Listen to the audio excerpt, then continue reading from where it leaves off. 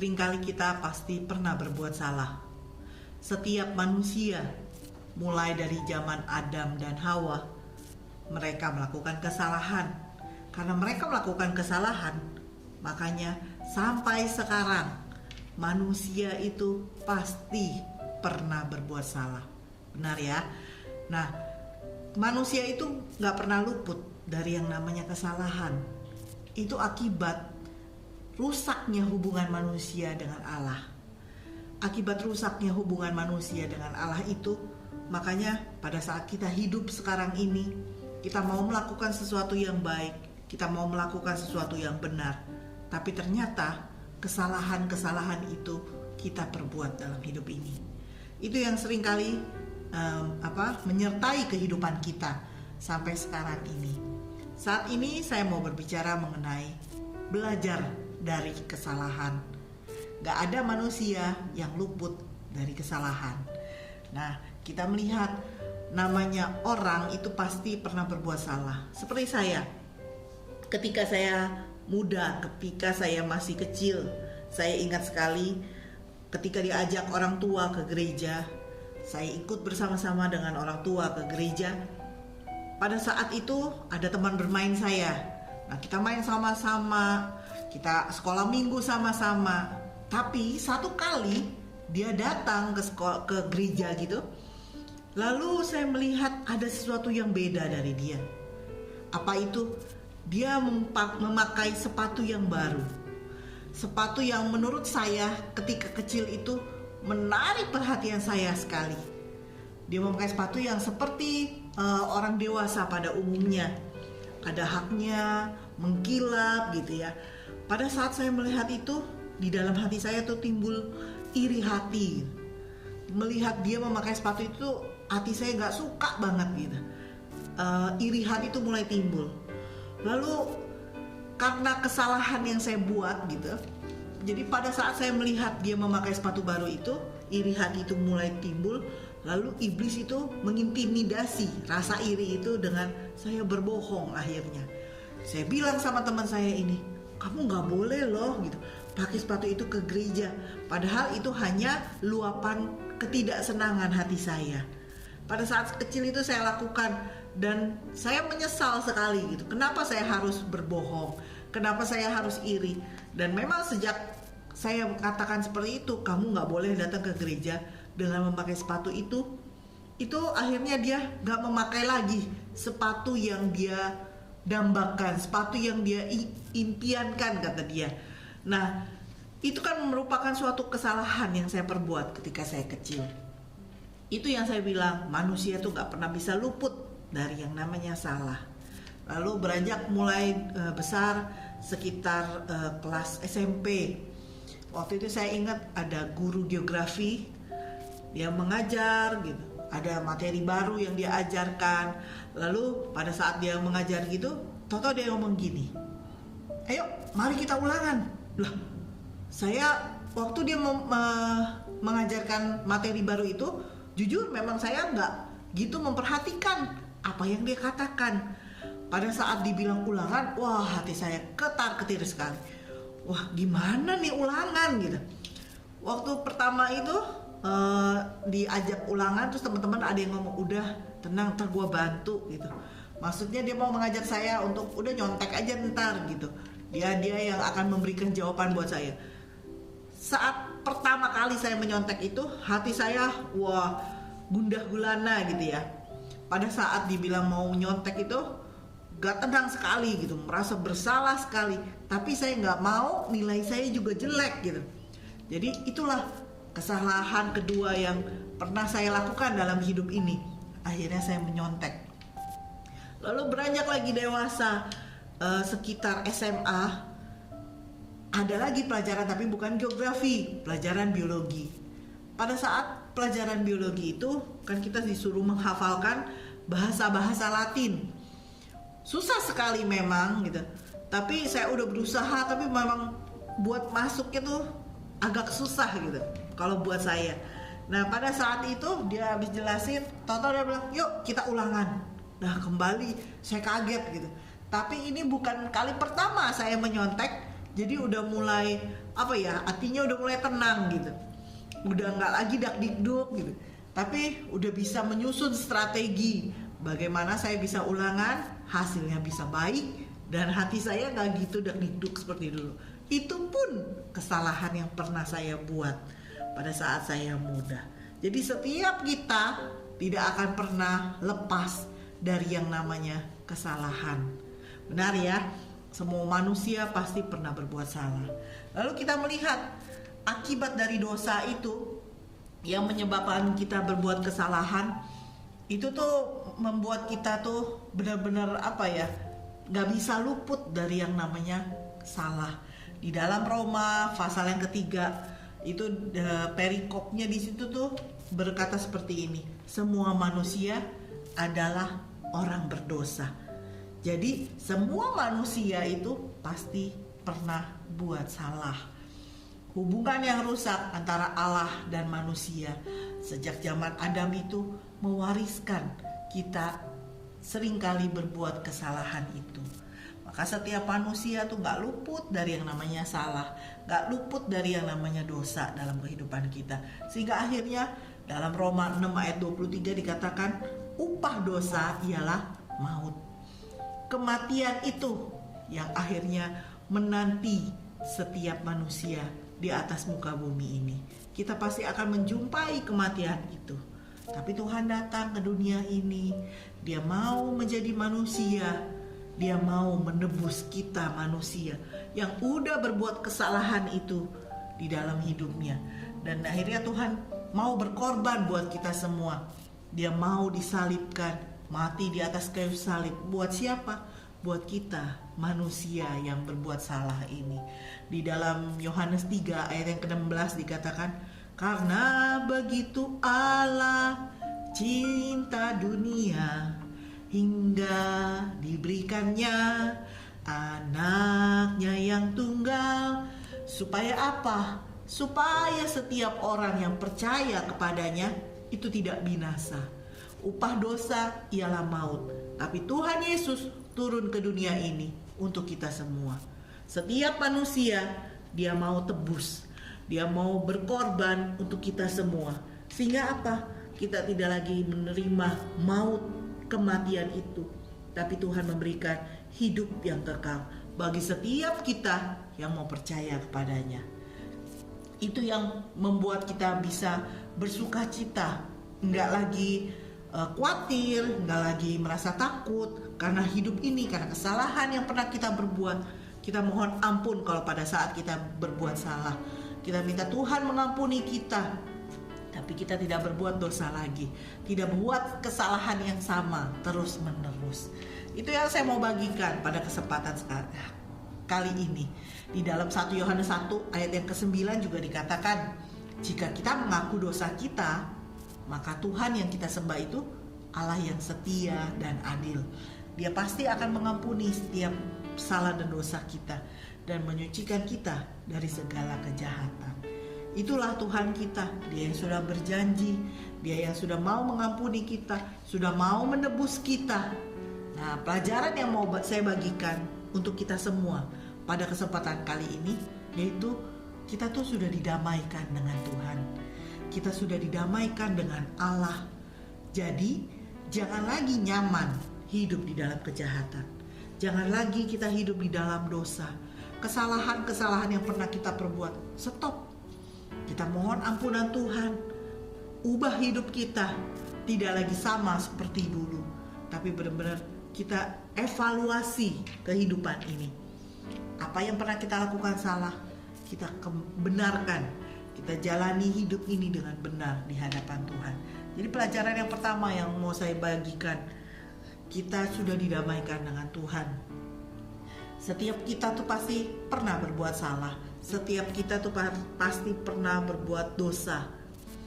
Karena kan sejak awal mula Adam dan Hawa itu jatuh dalam dosa, maka setiap kita itu punya bibit-bibit dosa. Tapi ingat, kita sudah didamaikan dengan Tuhan Allah. Jadi jangan lagi suka akan kejahatan. Jadi jaga hidup ini benar, tanpa kesalahan. sebisa mungkin jangan lakukan kesalahan itu. Jadi itu yang Tuhan mau untuk kita lakukan. Jalani hidup ini dengan sebaik-baiknya, tanpa kesalahan. Itu yang Tuhan mau untuk kita lakukan. Nah, belajar dari kesalahan ini, dalam Alkitab kita tuh banyak sekali tokoh-tokoh yang pernah berbuat salah, lalu Tuhan mengampuni dan dia memulihkan kehidupannya. Ada tokoh Daud, Abraham pun pernah berbuat salah. Dia pernah menduakan istrinya gitu ya. Tapi dalam kehidupannya akhirnya dia dipulihkan oleh Tuhan. Saat ini juga saya mau mengangkat satu tokoh yang bernama Yunus. Yunus itu berasal dari Get-Hefer dikatakan. Itu tuh sekitar 4 kilometer dari kota Nazaret. Nah, Yunus tuh melayani sebagai nabi. Kisah itu tuh ada di Perjanjian Lama, di Dua Raja-Raja ya. Nah, si Yunus itu tuh melayani sebagai nabi pada masa pemerintahan Raja Yerobeam kedua dari kerajaan Israel yang 10 suku itu. Nah, di zamannya Yunus ini, ketika dia melayani Tuhan, dia melayani Tuhannya dengan setia. Pada saat dia melayani Tuhan, kelihatannya pelayanannya mudah gitu ya. Tapi Yunus mau melakukan itu dan dia setia kepada Tuhan Allahnya. Dalam Yunus 1 ayat yang kedua, Tuhan perintahkan kepada Yunus, bangunlah, pergilah ke kota Niniwe, kota yang besar itu. Kemudian disuruh apa? Berserulah kepada mereka, karena kejahatan mereka telah sampai ke telingaku. Itu kata Tuhan kepada Yunus. Pada saat Tuhan perintahkan seperti itu kepada Yunus, terus dia merasa hatinya ciut. Kenapa dia merasa takut? Kenapa dia merasa ciut hati? Karena kota yang Tuhan suruh dia pergi itu, kota Niniwe itu, memang kelihatannya tidak begitu jauh gitu. Hanya sekitar 800 km ke arah timur. Perjalanannya mungkin panjang, perjalanannya mungkin lama gitu ya. Itu kira-kira seperti kita berjalan 1 bulan gitu ya, kalau dia mau taat untuk pergi ke Niniwe. Tapi bukan itu saja yang menciutkan hatinya, tapi dia melihat orang-orang Niniwe itu tuh terkenal dengan orang-orang yang bengis, orang-orang yang kejam, yang hidupnya itu penuh dengan kekerasan. Nah, dikatakan kalau kota Niniwe itu seperti kota penumpah darah. Itu yang membuat hatinya ciut, yang membuat Yunus itu takut. Pada saat diperintahkan Tuhan untuk melakukan hal itu, akhirnya Yunus melarikan diri. Dia gak mau kerjakan hal itu, dia melarikan diri sejauh-jauhnya. Awalnya disuruh ke Niniwe 800 km, dia berjalan berbalik arah gitu ya.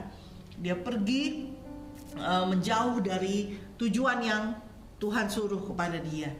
Nah, Yunus malah bertolak ke barat. Dia pergi ke barat, kemudian dia sampai dia ke kota Yopa. Nah, kalau kita melihat awalnya yang dia disuruh 800 km sampai ke kota Niniwe, dia berjalan jauh dan akhirnya dia harus, kalau dia mau ikuti perintah Tuhan, dia harus berjalan 3.500 km karena dia berbalik arah gitu ya. Nah, pada saat itu 3.500 km yang harus dia tuju ke Niniwe itu, dia harus berjalan sekitar bukan lagi sebulan, tapi karena dia melarikan diri, dia harus berjalan kira-kira 1 tahun lamanya. Berarti kan pada saat kita nggak mau taat, bukan sesuatu yang mudah yang kita kerjakan, tapi justru yang semakin sulit, semakin sukar.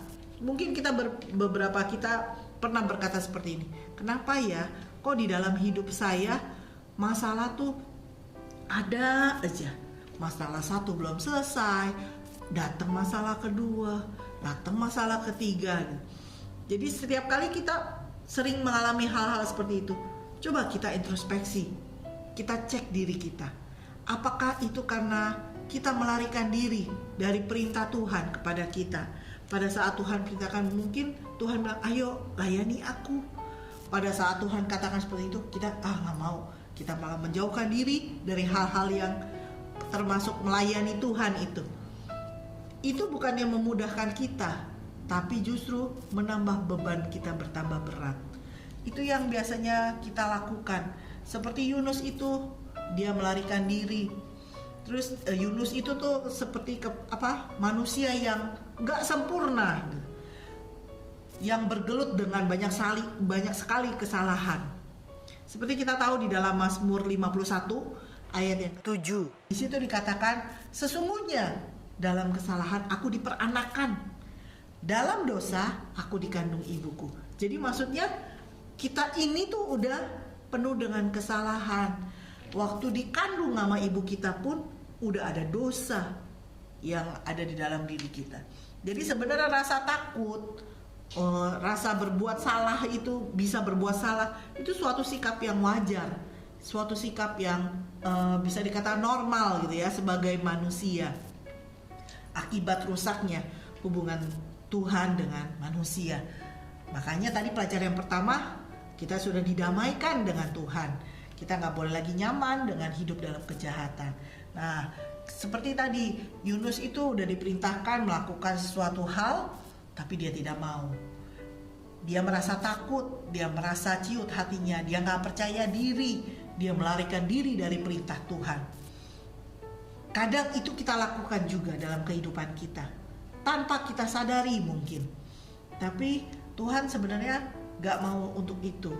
Seperti Yunus pun, Tuhan maunya dia taat gitu kan. Tapi Yunus malah karena takutnya dia lari. Dia menjauhkan diri dari hadapan Tuhan. Kalau kita berasa seperti itu gitu, kita harus benar-benar cepat-cepat peka gitu. Apa sih sebenarnya maunya Tuhan ini gitu. Supaya kehidupan kita tuh bisa dijalanin seperti yang Tuhan mau. Jadi kita gak salah jalan, kita jalan yang bersama Tuhan. Pada saat Tuhan lakukan seperti itu, kita lagi dalam masalah, Dia yang akan menuntun kita, Dia akan tetap berjalan bersama dengan kita. Kalau Tuhan sudah perintahkan kita suatu hal gitu ya, Tuhan udah suruh kita kerjakan sesuatu, Dia juga yang akan bersama-sama dengan kita. Dia juga yang akan menuntun kita. Bahkan Tuhan sendiri yang akan menggendong kita. Lewati semua masalah itu, Dia yang selalu bersama dengan kita. Jadi kita lihat setiap manusia gak ada yang pernah luput dari namanya kesalahan. Tapi pelajaran pertama tadi, kita sudah didamaikan dengan Tuhan Allah. Artinya kita gak boleh lagi nyaman hidup dalam kejahatan, gak boleh lagi nyaman hidup di dalam kesalahan. Nah, pelajaran kedua yang harus kita lakukan dari kisah Yunus ini, yaitu Tuhan mau untuk kita selalu taat. Tuhan mau untuk kita selalu turut perintahnya Tuhan. Apa yang Tuhan suruh, apa yang Tuhan mau untuk kita kerjakan, lakukan itu dengan segera. Taat saja akan semua perintah Tuhan. Itu yang harus kita lakukan.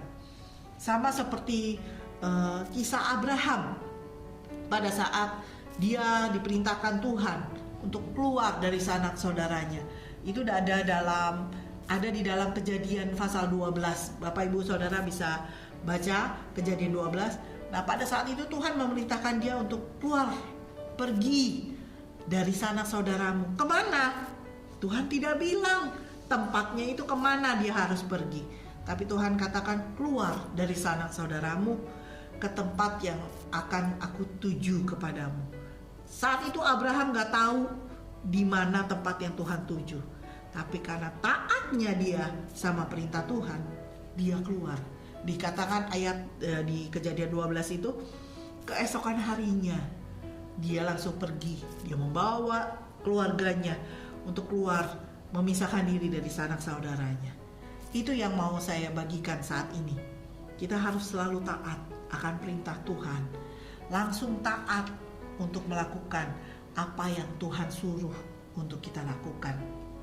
Jadi apa yang Tuhan sudah perintahkan, apa yang Tuhan sudah suruh kepada kita, kalau kita mau langsung taat, itu baik buat diri kita, bukan buat orang lain gitu ya.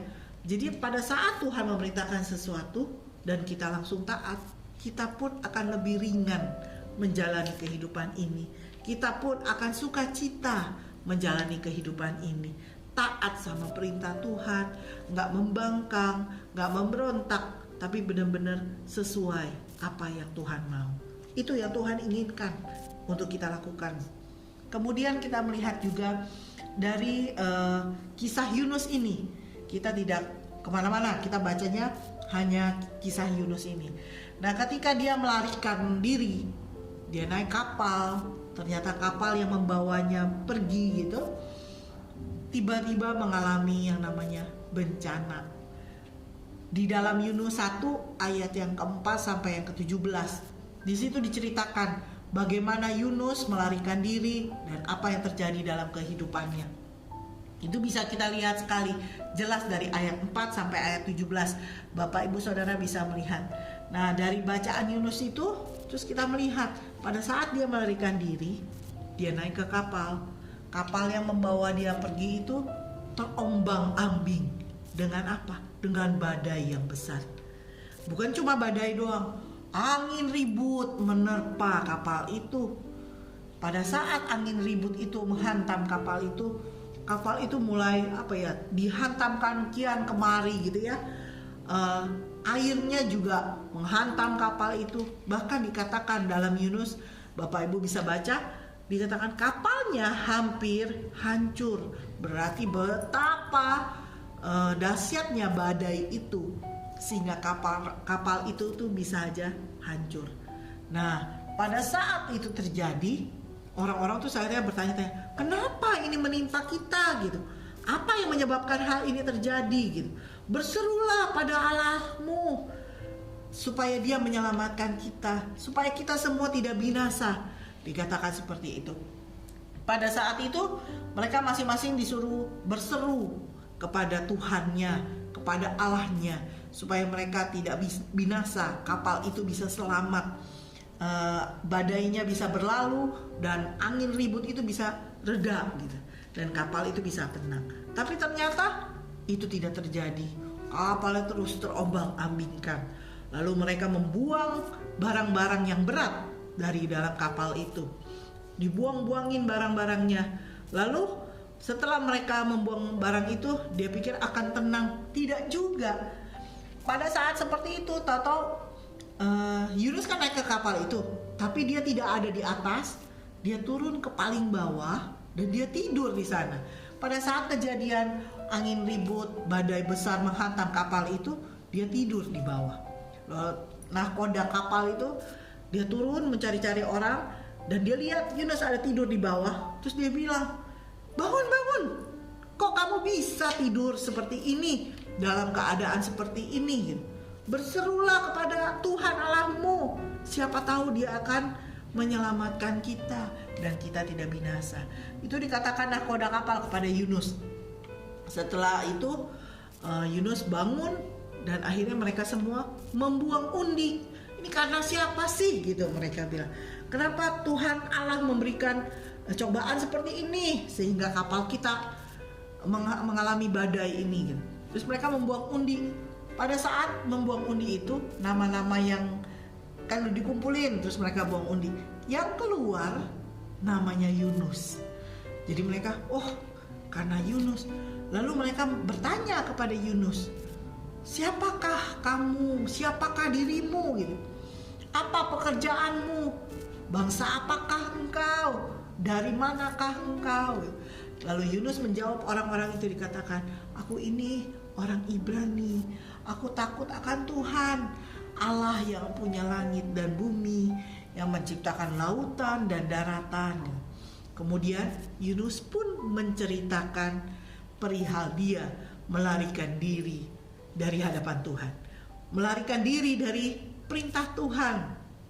Pada saat dia berkata seperti itu, lalu orang-orang itu berkata, akan kami apakan ya engkau gitu. Maksudnya mereka sadar gitu, ini karena orang ini nih yang lari dari hadapan Tuhan gitu. Lalu Yunus dengan tenang mengatakan, ya udah, lemparkan saja, angkatlah saya, lemparkan ke laut. Kalau bahasa Alkitab kita dikatakan, campakkanlah aku ke laut, maka badai ini akan reda dan laut pun akan tenang, dikatakan seperti itu. Tapi orang-orang di kapal itu ternyata cukup baik gitu. Kenapa saya katakan cukup baik? Mereka tetap mau membawa Yunus berserta kapal itu. Akhirnya mereka nggak gitu menggubris apa yang Yunus katakan. Mereka berusaha mendayung supaya kapal itu sampai ke darat gitu. Tapi ternyata tidak bisa. Mereka nggak sanggup membawa kapal itu karena badai yang begitu luar biasa. Akhirnya mereka berseru, "Ya Tuhan Allah," kata mereka, kata orang-orang yang ada di kapal itu, "janganlah kau biarkan kami binasa, karena kami orang-orang yang tidak bersalah. Janganlah kau biarkan kami binasa karena orang ini," maksudnya Yunus gitu. Jadi mereka bilang, "Engkau yang melakukan apa yang kau kehendaki Tuhan." Lalu mereka dengan berat hati melemparkan Yunus, mencampakkan, dikatakan, ke laut. Pada saat Yunus dicampakkan ke laut, tiba-tiba laut itu menjadi tenang. Badainya berlalu dan lautnya itu berhenti mengamuk. Pelajaran ketiga yang saya mau bagikan di sini yaitu kita harus berani bertanggung jawab. Di dalam kehidupan ini kita harus berani bertanggung jawab atas apa?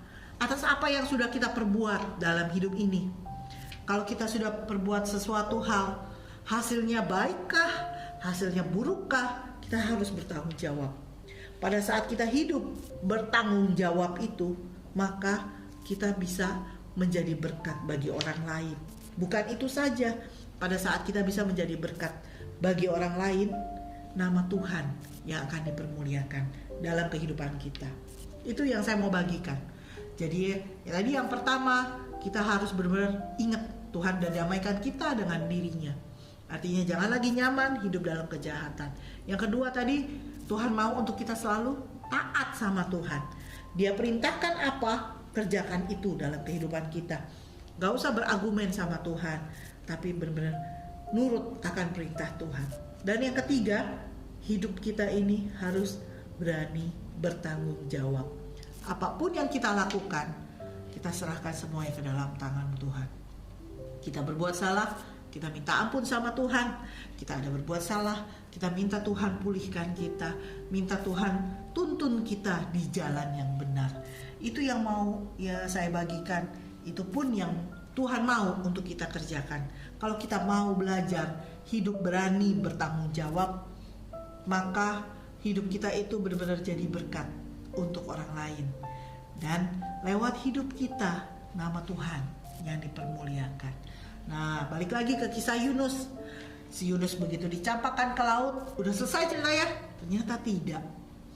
Pada saat Yunus dilempar ke laut, tahu-tahu ada ikan besar yang menelannya, dikatakan. Pada saat itu, ikan besar itu menelannya. Dan Yunus bisa tetap hidup di dalam ikan besar itu selama 3 hari 3 malam. Artinya apa? Setelah kita menjalani hidup ini didamaikan dengan Tuhan, kita mau hidup taat, kita hidup bertanggung jawab. Artinya penyertaan Tuhan selalu ada, tetap ada dalam kehidupan kita senantiasa. Pada saat kita mau didamaikan dengan Tuhan, kita mau taat akan perintah Tuhan, kita mau hidup bertanggung jawab, berani bertanggung jawab, maka kita akan rasakan penyertaan Tuhan itu dalam kehidupan kita menjadi nyata. Kita sadar, oh iya, ternyata yang dulu pernah kita lalui itu Tuhan memegang kita, menuntun kita sehingga kita ada sampai sekarang ini. Itu semua karena penyertaan Tuhan. Itu yang mau saya bagikan untuk kita semua saat ini.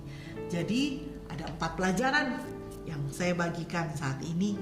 Kita harus belajar dari kisah hidupnya Yunus. Yunus sudah menjadi berkat bagi kita. Kita bisa baca dalam Yunus 1, semuanya kita bisa baca. Apa yang terjadi sama Yunus itu mengingatkan kita untuk kita mau diperdamaikan dengan Tuhan. Kita sudah diperdamaikan dengan Tuhan. Kita berdamai dengan Tuhan. Perbaiki hidup kita. Jangan lagi lakukan kesalahan. Jangan lagi nyaman hidup di dalam kejahatan. Tetapi kita mau hidup benar di hadapan Tuhan. Yang kedua tadi apa? Kita harus langsung taat sama perintah Tuhan, sama semua yang Tuhan perintahkan, sama apa yang Tuhan suruh untuk kita lakukan, taat saja. Itu yang Tuhan mau. Lalu yang ketiga, kita harus berani bertanggung jawab. Pada saat kita berani bertanggung jawab, maka kita jadi berkat untuk orang lain, dan nama Tuhan yang dipermuliakan. Sudah kita melakukan semuanya itu, dalam kehidupan kita akan nyata. Penyertaan Tuhan tidak pernah lepas dari hidup kita di atas muka bumi ini. Dia selalu menuntun kita. Dalam masalah pun Dia ada bersama kita. Dalam kesulitan kayak gimana pun Tuhan ada bersama dengan kita. Ini bisa kita lakukan dalam kehidupan kita, dan kita bisa rasakan dengan nyata, dengan jelas, kalau Tuhan yang kita sembah itu Tuhan yang hidup. Dia mau untuk kita terus berjalan maju menuju pada kesempurnaan, hingga akhirnya nanti Tuhan dapati kita, ya kamu hamba yang setia, mari bersama-sama denganku dalam di keabadian Tuhan. Itu yang mau saya bagikan pada kesempatan sekarang ini. Lakukan firman Tuhan, bukan hanya jadi pendengar saja, tetapi kita bisa melakukannya dalam kehidupan kita, dan nama Tuhan dipermuliakan. Saya mau ajak kita semua untuk berdoa. Kita sama-sama berdoa. Terima kasih Tuhan untuk firman-Mu. Biarlah firman-Mu itu boleh Kau meteraikan dalam setiap hati kami. Dan bukan itu saja Tuhan, kami mau menjalani kehidupan kami dengan baik. Kami sudah diperdamaikan dengan Tuhan. Kami mau taat akan perintah Tuhan.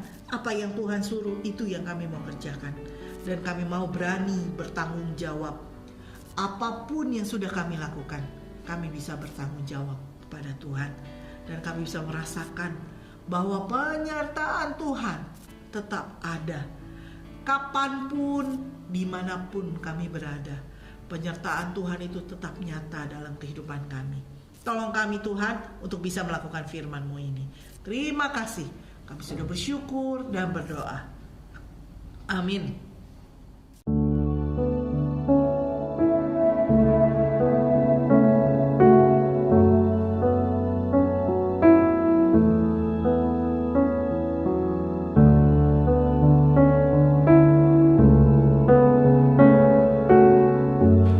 Bapak Ibu yang merasa diberkati dan ingin memberkati kami lebih lewat dana, dapat disalurkan melalui scan barcode berikut ini atau ditransfer melalui rekening yang ada di layar Bapak Ibu Saudara.